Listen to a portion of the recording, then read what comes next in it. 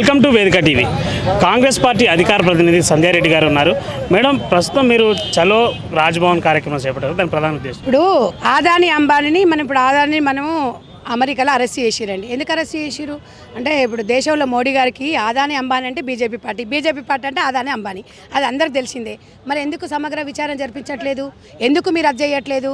ఇవాళ నిజంగా ఆదాని అంబానీకి మీకు సంబంధం లేదు, ఆదానికి సంబంధం లేదన్నప్పుడు విచారణ అంటే కామన్ మ్యాన్ అంటే రాజ్యాంగం అనేది కామన్ మ్యాన్కి వేరే ఒకటి ఉంటుంది, అంటే డబ్బున్నోనికి ఒకటి ఉంటుందా? ఒక్కటే అడుగుతున్నా అండి, డబ్బున్నోనికి ఈ వేదిక కాదు. నేను ఒకటి ఎలా మోడీ గారిని ఒకటే అడుగుతున్నా, ఈ వేదిక ద్వారా ఇవాళ చలో రాజ్భవన్ అనేది ఫస్ట్ నుంచి కాంగ్రెస్ పార్టీ చెప్తుంది ఆదాని అంబానీ కోసమే ఇలా బీజేపీ పార్టీ పనిచేస్తుంది. నిజంగా బీజేపీ పార్టీ అట్లా పనిచేయకపోతే విచారణ జరిపించాలి. ఎందుకు జరిపించారు? ఇంకొకటి అండి, ఇప్పుడు మణిపూర్లో 300 మంది చనిపోయిండ్రు. మరి అది ఇప్పుడు అంటే మణిపూర్ అనేది మన భారతదేశంలో అంతర్భాగం కాదా? మోడీ గారు ఎందుకు వెళ్ళి పరామర్శించట్లేదు? నేను అడుగుతున్నా ఈరోజు బీజేపీ పార్టీ ఏంటి అంటే మతాలను రెచ్చగొట్టి అంటే శవాల మీద పేలాలు ఏరుకొని తింటుందని ఇవాళ కాంగ్రెస్ పార్టీ ప్రశ్నిస్తుంది. ఎంతసేపటికి మనం బాగుండాలి, అందరూ బాగుండాలని నిదానం కాంగ్రెస్ పార్టీది.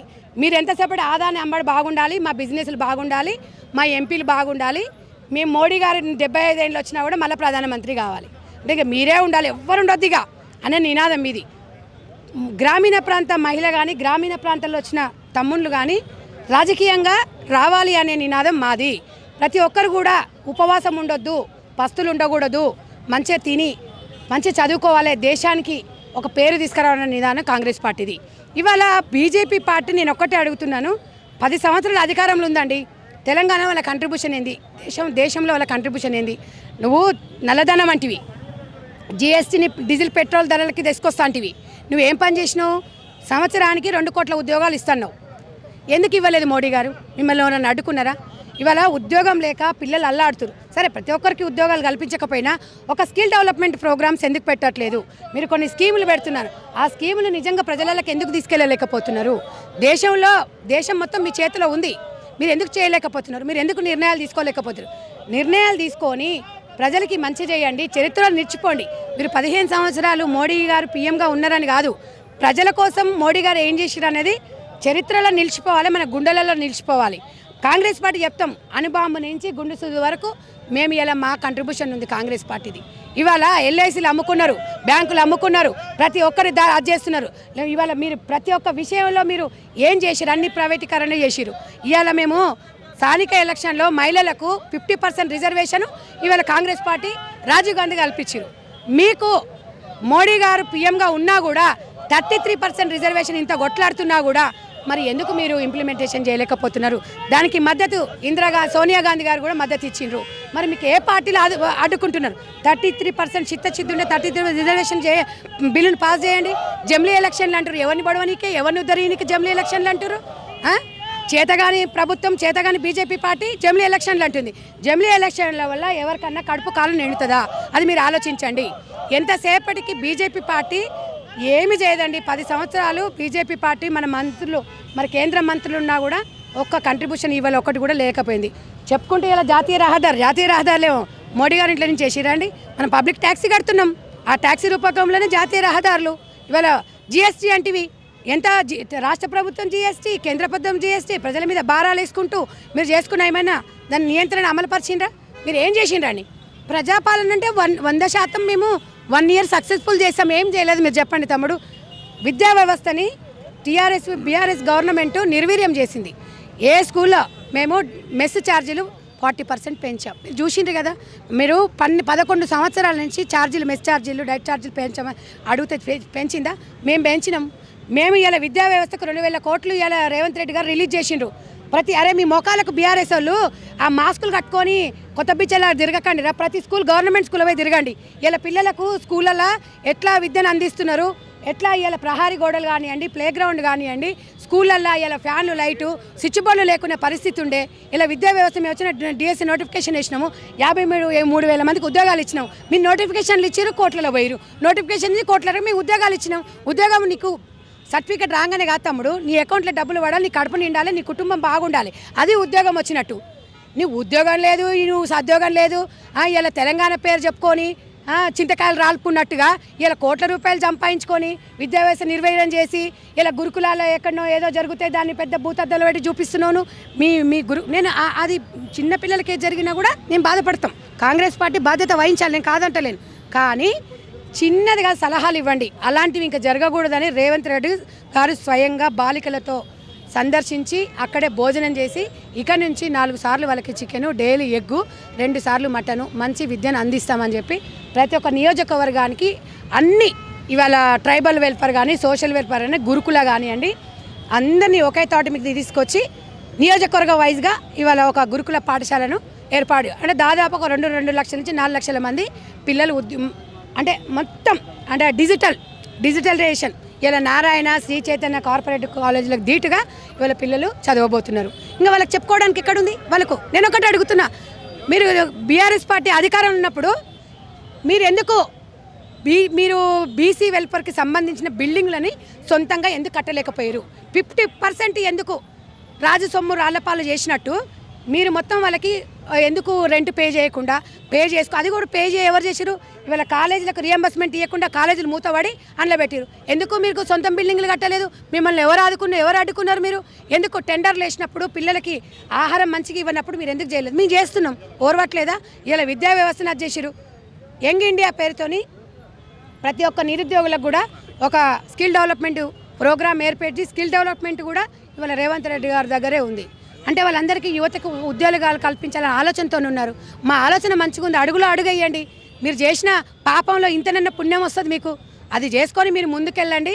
ఇలా ఏదో గంగరెద్దులలాగా రోజొక్క వేషం వేసుకొని వచ్చి తిన్నదంతా డొలుతారు చూడు, పందికొక్కులు తిని వాళ్ళకి చేతగా ఉంటుంది కదా, అరగకుండా ఉంటారు కదా, అట్లా తిరుగుతారు అసెంబ్లీ మొత్తము. ఏమైనా చేసిరా? పోరి ఊర్లలోకి పోరి.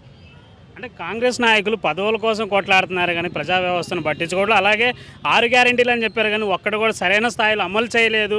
ఒకవేళ ఫ్రీ బస్ ఇచ్చినా కానీ ఆ ఫ్రీ బస్ వల్ల మహిళలు కొట్టుకున్నారే తప్ప ఏ ఉపయోగం లేదు. అలాగే ఆటో డ్రైవర్లకు కూడా అన్యాయం చేశారు అంటున్నారు. అంటే ఇప్పుడు ఫ్రీ బస్సులలో మహిళలు కూర్చొని పంచాయతీ పెట్టుకుంటుంటే కేసీఆర్ బిడ్డ పోయి పంచాయతీలు తెంపొచ్చిందండి. సిగ్గుండాలీలకు బస్సులలో ఎక్కినప్పుడు రష్ ఉంటుందండి. ఇప్పుడు మహిళలు ఎంత ఆనందంగా ఉన్నారు తెలుసా? ఫ్రీ బస్ అని ఇవాళ ఆరోగ్యశ్రీ అనేది 10 లక్షలకు పెంచినాం. సిలిండర్ వస్తుంది, 200 గృహజ్యోతి వస్తుంది. ఏం రావట్లేదు? కళ్ళు పోయి చూడండి. మీరు ప్రగతి భవన్ నుంచి బయటికి రారి. అందుకే కేసీఆర్కి చెప్తున్నాం, అసెంబ్లీకి రానాయన, అసెంబ్లీకి వస్తే ఇవన్నీ కనిపిస్తాయి. ప్రగతి భవన్లో కూర్చుంటే నీకు ఏం కనిపిస్తాయి? చెట్లే కనిపిస్తాయి. నీకు ఇవన్నీ ఎడ కనిపిస్తాయి? మీరు బయటికి వచ్చి పబ్లిక్లోకి వచ్చి తిరగాలి. తిరిగితే మీకు ఇవన్నీ కనిపిస్తాయి. 6 గ్యారెంటీలు మీరు అమలు చేయలేదని చెప్పేసి బయటకు వచ్చి మాట్లాడండి. మీరు వచ్చిన వాళ్ళందరినీ పోయి అడగండి. ఇందిరమ్మ ఇండ్లు, బీఆర్ఎస్ పార్టీలో డబుల్ బెడ్రూమ్ ఇల్లు లేని ఊర్లు ఉన్నాయి. కాంగ్రెస్ పార్టీ ఇంత చరిత్ర ఉన్న పార్టీ ఇందిరమ్మ ఇల్లు లేని ఎక్కడైనా గ్రామీణ ప్రాంతం ఉందా అండి? మీరు ఒక్కటి చెప్పండి. ఇవాళ 50% ఇవాళ మహిళలకు స్థానిక సంస్థలలో మహిళలకు అవకాశం ఇచ్చింది. మేము ఎక్కడో గ్రామీణ ప్రాంతాల నుంచి వచ్చి ఇలా కాంగ్రెస్ పార్టీ మాకు ఇంత అవకాశం ఇచ్చింది. బీఆర్ఎస్ పార్టీలో నీ బిడ్డ తప్ప ఎవడని ఉండా? మహిళలు ఎవడని ఉన్నాడా? ఎవరికన్నా పదవులు ఇచ్చిరా? ఎవరికన్నా ఎంపీ నీ బిడ్డ ఫస్ట్ ఎంపీ లాస్ట్ ఎంపీగా బీఆర్ఎస్లో? మీ పార్టీ మీ దుకాణం మొత్తం మూసుకోవాలి.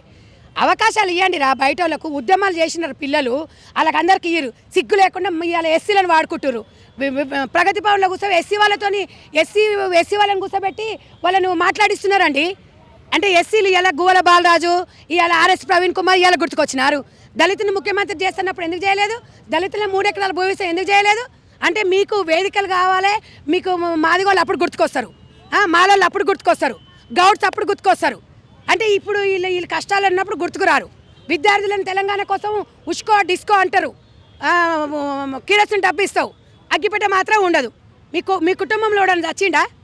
ఎందుకు చావాలే మరి? ఇలా తెలంగాణ పిల్లలు చచ్చిపోయారు. సిగ్గుండాలే, కడుపు మారుతుంది. అందుకే సంపూర్ణ తెలంగాణ ఇప్పుడు వచ్చింది.